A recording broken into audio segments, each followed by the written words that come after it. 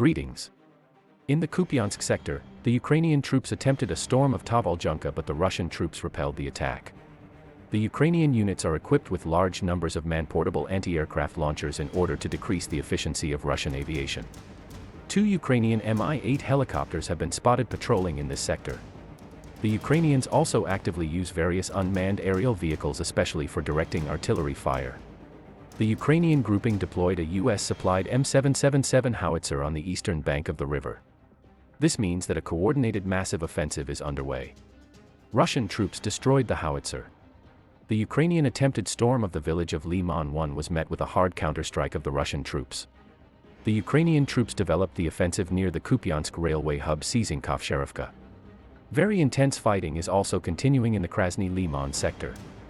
From the west, the Ukrainian troops captured Novoselovka, of which there is almost nothing left.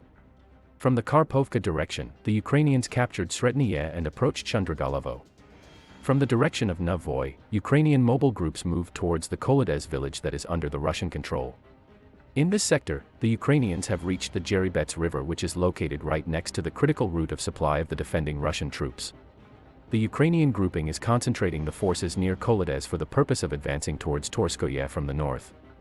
Additionally, they continue the attempts of storming the village also from the south, from the direction of the adjacent national park. The objective is an encirclement of the defending Russian units.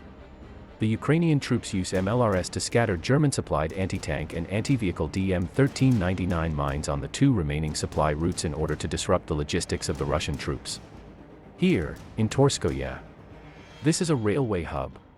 You can see that the Nazis dropped cluster munitions loaded with mines all over the place. The Ukrainian troops were able to enter the southwest part of Yampol. Russian troops have been inflicting heavy damage on the opponent, whose reserves seem abundant. The attacks on Krasny Liman from the direction of Shurovo and Dibrova continue non-stop. The Russian troops have been successfully repelling them. In the Andreyevka sector, Russian troops have denied the Ukrainians an ability to operate. Now, in addition to the remainder of the Ukrainian units on the riverbank, the opponent's rear is also under the Russian fire control. Their Russian troops struck the Ukrainian infantry and armor positions in the woods southeast of Bereznego-Fetoy. The opponent will likely continue the attempts to transfer the troops on the eastern bank in order to keep the Russian troops tied up there and to prevent them from assisting the defense in the Kupyansk and Krasny Liman sectors. Russian troops have intensified striking the opponent's rear in the Kupyansk sector. A precision strike was conducted at an armored vehicle manufacturing facility in Kharkov, where at the time were over 90 Ukrainian tanks.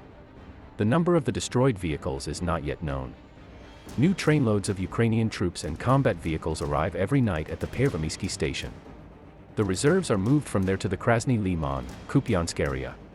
It appears that the Ukrainian command is getting ready for a massive offensive towards the LPR borders.